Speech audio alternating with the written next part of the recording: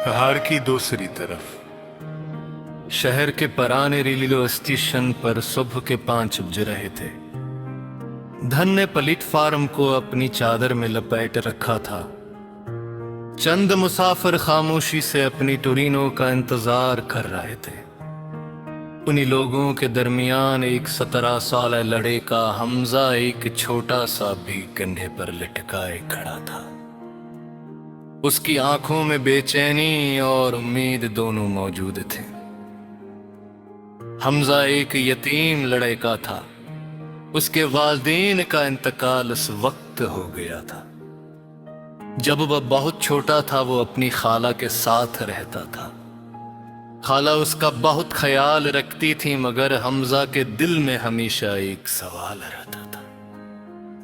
उसके बाद अक्सर एक पहाड़ का जिक्र करते थे जो दन के गान के पीछे वाक़या था। तो कहते थे पहाड़ की दूसरी तरफ सिर्फ जमीन नहीं, ख्वाब भी बसते हैं। हमज़ बचपन में इन अल्फाज को समझ नहीं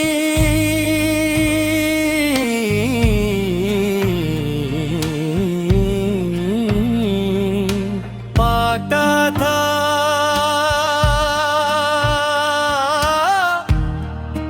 लेकिन जैसे जैसे वो बड़ा हवा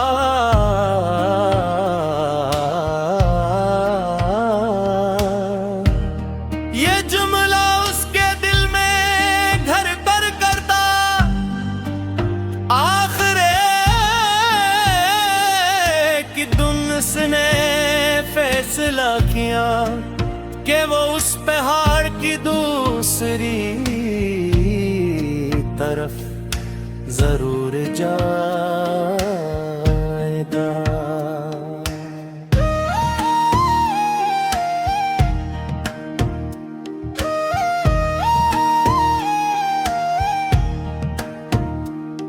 बुद्दलन में बैठा और कई घंटों के सफर के बाद अपने आबाई गाँव पहुँच गए। गाँव छोटा और पुरसकून था। ऊंचे रास्ते पुराने दरख्त और मिट्टी के घर से गलत दुनिया में ले गए। उसने एक बुजुर्ग शख्स से पहाड़ का रास्ता पूछा।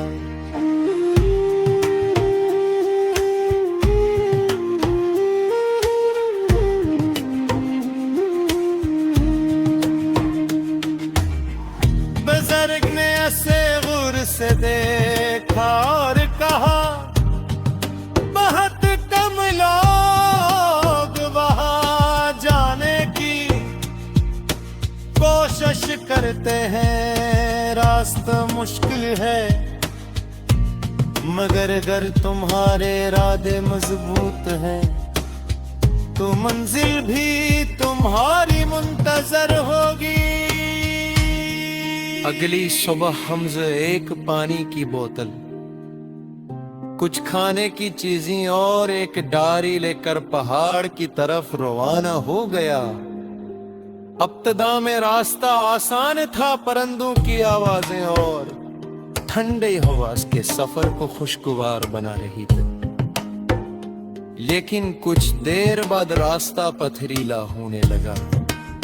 चढ़ाई जितनी बढ़ती गई थकन भी बढ़ती गई। कई मर्तबा उसका दिल चाहा कि वापस लौट जाए, मगर फुर्र से अपने वर्ड के अल्फाज याद आ जाते।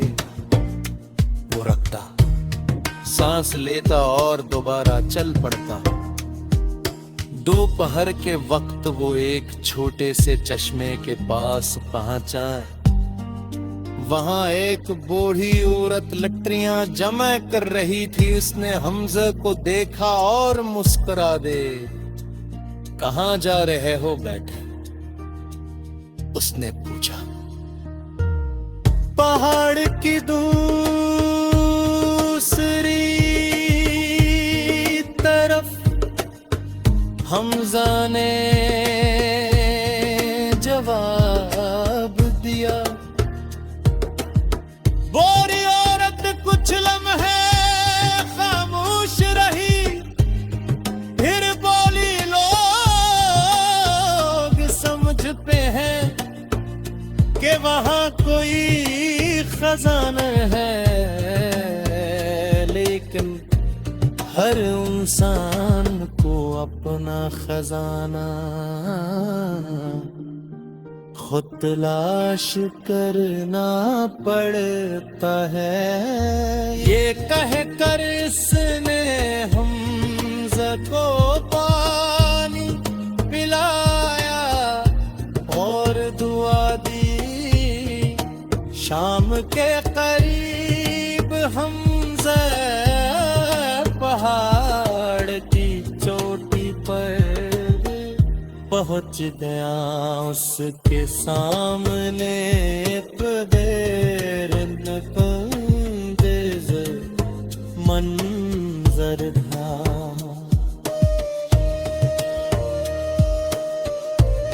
तो असरी खादी फीली हुई थी सरसब्ज खीत, बहते चश्मे और छोटे छोटे घर ऐसे दिखाई दे रहे थे जैसे किसी मुसव्विर ने तस्वीर बनाई हो। वादी में दाखिल होते ही उसने देखा कि लोग हंसते मुस्कुराते अपने कामों में मसरूफ थे। बच्चे खेल रहे थे, किसान खेतों में काम कर रहे थे। एक बज़रगान मिंग हमज़ा का इस्तुपान किया। तेरी पारे हो? उसने पूछा। हमज़ा ने इस बात में सर हिला, दुज़र तो मुस्कुराए।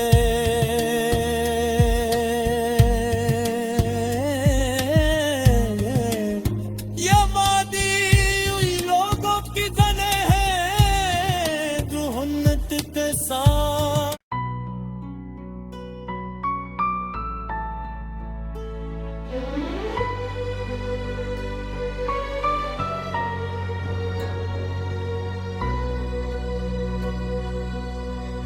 चांदनी रात का मुसाफिर। सर्दियों की एक खामोश रात थी। आसमान पर मकमल चांद चमक रहा था और इसकी रोशनी सुनसान मैदानों पर चांदी की थर बिखरी हुई थी। एक लंबी सड़क दूर तक अंधेरे में गम हो रही थी। सी सड़क पर एक नौजवान जीन अपने कंधे पर बीक लटकाए अकेला चल रहा था। इसके कदमों में थकन थी, मगर आंखों में किसी अनजान मंजिल की तलाश।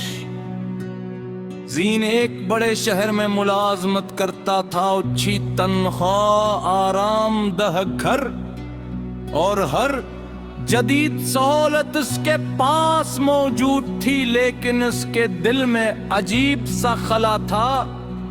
हर सुबह वह दफ्तर जाता, रात को वापस आता और यही मामूल बार बार दोहराता।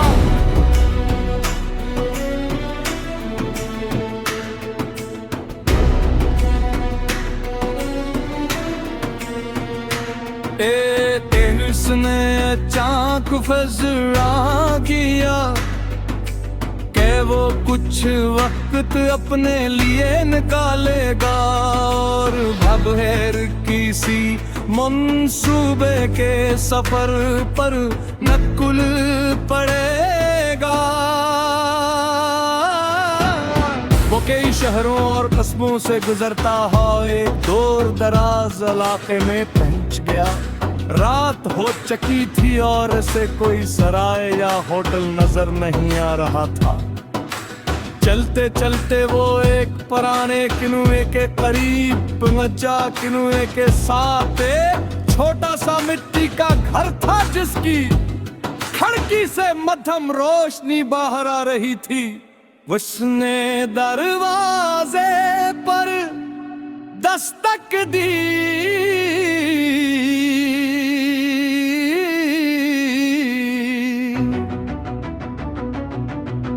चंद लम्हों बाद एक बूढ़ी औरत ने दरवाजा खोला। उसके चेहरे पर झरियां थी मगर आंखों में अजीब सी शफकत थी। बेटा, उस वक्त यहां कैसे आना है? उसने नरमी से पूछा। मैं मुसाफिर हूं, रात गुजारने के लिए जगह तलाश कर रहा हूं, जिन ने जवाब दिया। बूढ़ी औरत मुस्कुरा दी। मुसाफिर के लिए मेरा दरवाजा हमेशा खिला है। वो से अंदर ले गई। घर बहुत सादा था। एक कमरा मिट्टी का चूल्हा, चंद बर्तन और एक पुरानी लकड़ी है। बूढ़ी औरत ने इसके लिए खाना गरम किया। खाना सादा था मगर इसमें एक अजीब सी लज्जत थी। खाने के बाद जिन ने पूछा, आप यहाँ अकेली रहती हैं? बूढ़ी औरत ने सर हिलाया। डरती नहीं वो हल्के से हंसती। इंसान तन्हाई से नहीं खाली दिल से डरता है। मेरा दिल खाली नहीं है, मेरे पास यादें हैं, दुआएं हैं और इन लोगों की बातें हैं जो कभी यहाँ आकर रखे थे। ये अल्फाज सुनकर ज़े खामोश हो गया। सुबह उठा तो देखा कि बूढ़ी औरत किधर के बाहर दरख्तों को पानी दे रही है। घर के अर्ग गड़ मुख्तलिफ किस्म के फूल खिले हुए थे। ये सब आपने लगाए? जिन ने पूछा। हाँ, वो बोली, फूल इंसानों की तरह होते हैं। अगर उन्हें तुझा और मोहब्बत मिले तो वो खुलते हैं। जिनने पूरा दिन उसके साथ गुजारा। वो लकड़ियां इकट्ठी करता, बाग साफ करता और मुख्तलिफ कामों में इसकी मदद करता रहा। शाम तक से महसूस हवा के इसके दिल का बोझ कुछ हल्का हो गया है। रात के वक्त दोनों घर के सामने बैठे चांद को देख रहे। वही औरत ने चांद पूछा, तुम किस चीज की तलाश में निकले हो? जिन कुछ देर सोचता रहा। मैं खुद नहीं जानता, शायद खुशी की। बुरी औरत ने मुस्कुराते हुए कहा, खुशी मंजिल नहीं सफर का अंदाज हो।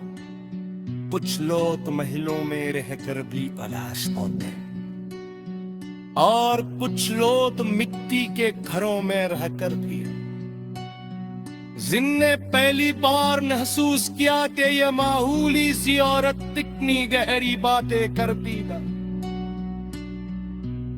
अगले चंद दिन मुही गुजरते गए। जिन्ने दिल था कि रोज मुख्तलिफ मुसाफिर उस रास्ते से गुजरते। फिर बुरी औरत उनकी मेहमान नाजी करती। मैंने उनसे पैसे मांगती और न कोई अगला। एक दिन सिंह ने पूछा, आप ये सल्टी उतरती है? बूढ़ी औरत ने आसमान की तरफ देखा। बेहद सार टहले मेरा एक बेटा था, वो सफर का शौकीन था। एक दिल वो तार फिर कभी वापस नहीं आया। तब मैंने सोचा, शायद दुनिया ने कहीं कोई मुसाफिर मेरे बेटे को भी भरनी खाना और मुहद्दत देता होगा। उस दिन से मैं हर मुसाफिर में अपने बेटे का अक्स देखती हूँ। इंसान तारी सी की होती मंगो तेरी चम दिन बाद।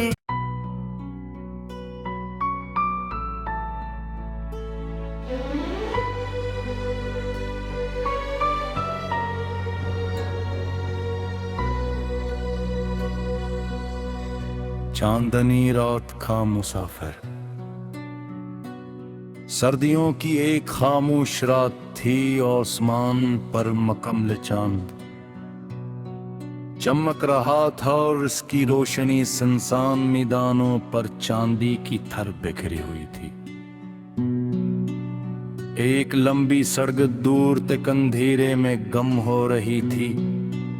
सी सड़क पर एक नौजवान जीन अपने कंधे पर बीक लटकाए अकेला चल रहा था। इसके कदमों में थकन थी, मगर आंखों में किसी अनजान मंजिल की तलाश। जीन एक बड़े शहर में मुलाजमत करता था। अच्छी तनख्वाह, आरामदेह घर और हर जदीद सहूलत उसके पास मौजूद थी, लेकिन उसके दिल में अजीब सा खला था। हर सुबह वह दफ्तर जाता, रात को वापस आता और यही मामूल बार बार दोहराता।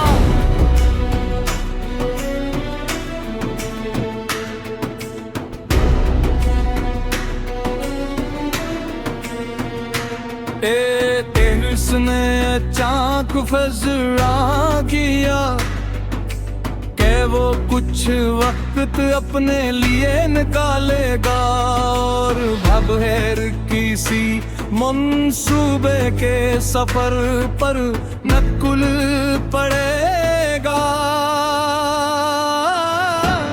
वो कई शहरों और कस्बों से गुजरता है, एक दूर दराज इलाके में पहुंच गया। रात हो चुकी थी और इसे कोई सराय या होटल नजर नहीं आ रहा था। चलते चलते वो एक पुराने किनुए के करीब पहुंचा। किनुए के साथ एक छोटा सा मिट्टी का घर था, जिसकी खिड़की से मध्यम रोशनी बाहर आ रही थी। उसने दरवाजे पर दस्तक दी।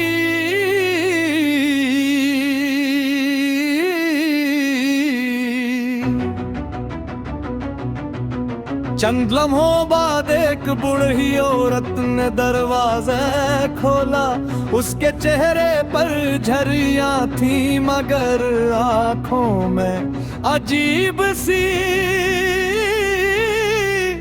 शफकत थी।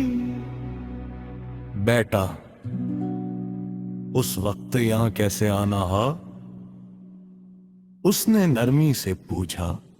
मैं मुसाफिर हूँ, रात गुजारने के लिए जगह तलाश कर रहा हूँ, जिन ने जवाब दिया। बूढ़ी औरत मुस्कुरा दी। मुसाफिर के लिए मेरा दरवाजा हमेशा खिला है। वो से अंदर ले गई। घर बहुत सादा था। एक कमरा मिट्टी का चूल्हा, चंद बर्तन और एक पुरानी लकड़ी है। गोही औरत ने इसके लिए खाना गरम किया। खाना सादा था, मगर इसमें एक अजीब सी लज्जत थी। खाने के बाद जिन ने पूछा, आप यहाँ अकेली रहती हैं? बूढ़ी औरत ने सर हिलाया। डरती नहीं वो हल्के से हंसती। इंसान तन्हाई से नहीं खाली दिल से डरता है, मेरा दिल खाली नहीं है, मेरे पास यादें हैं, दुआएं और इन लोगों की बातें हैं जो कभी यहाँ आकर रखे थे। ये अल्फाज सुनकर ज़े खामोश हो गया, सुबह उठा तो देखा कि बूढ़ी औरत किरर के बाहर दरख्तों को पानी दे रही है। घर के अर्ग मुख्तलिफ किस्म के फूल खिले हुए थे। ये सब आपने लगाए? जिन ने पूछा। हाँ, वो बोली, फूल इंसानों की तरह होते हैं, अगर उन्हें तुझा और मोहब्बत मिले तो वो खुलते हैं।